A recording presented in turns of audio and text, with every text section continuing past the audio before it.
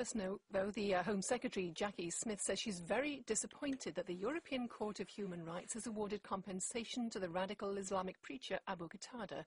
He's been awarded £2,500 after judges decided that his human rights had been breached by being detained without trial in the UK under anti-terrorism powers. After his arrest last year, he was held under a 22-hour home curfew and later detained in Belmarsh Prison. With us now, Dr. Marco Odello, who's a lecturer in human rights at Aberystwyth University, and Douglas Murray, who's director of the Centre for Social Cohesion. Mr. Murray, do you share Jackie Smith's disappointment? Yes, I don't think that anyone could possibly defend the award of any money to this man, Abu Qatada, who came to Britain under a false passport in the early 1990s, has used his time in the country to issue edicts, fatwas, bloodthirsty Islamist extremist documents, which have, among other things, been blamed for inciting the hijackers of 9/11 and the terrorists who blew up our friends and allies in Madrid in 2004. The idea that this man could, having posed an enormous problem for the British state in an attempt to deport him, furthermore now be deserving of money is, I think, a decision which most people in this country would think of as probably more than perverse. Dr. Odello, how is it justified then by the court in Brussels?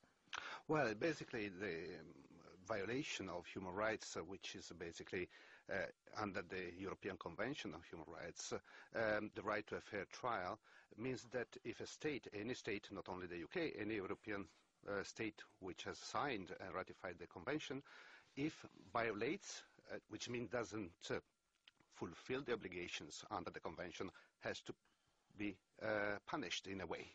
And one of the forms of punishment is monetary compensation. Although that compensation is less than people have received in the past, and I wonder if that sends some sort of message.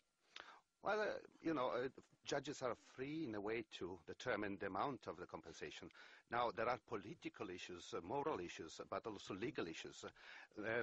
I think that sometimes these issues can overlap, but it's very risky to mix them up, particularly when we deal with fundamental rights of individuals, despite whatever their crimes or alleged crimes are. Yeah, Mr. Murray, it does seem to be the decision, doesn't it, that doesn't matter, notwithstanding any potential crimes, that human rights are more important?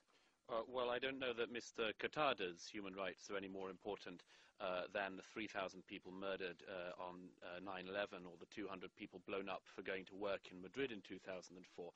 This award of money to Mr. Qatada is meant to be in compensation for the period he spent in detention after 9/11, when the UK government decided that there was a security risk of having him free. That security risk has been borne out every time that Mr. Qatada has been released. Last time he was released, he consorted with known terrorists on the streets of London.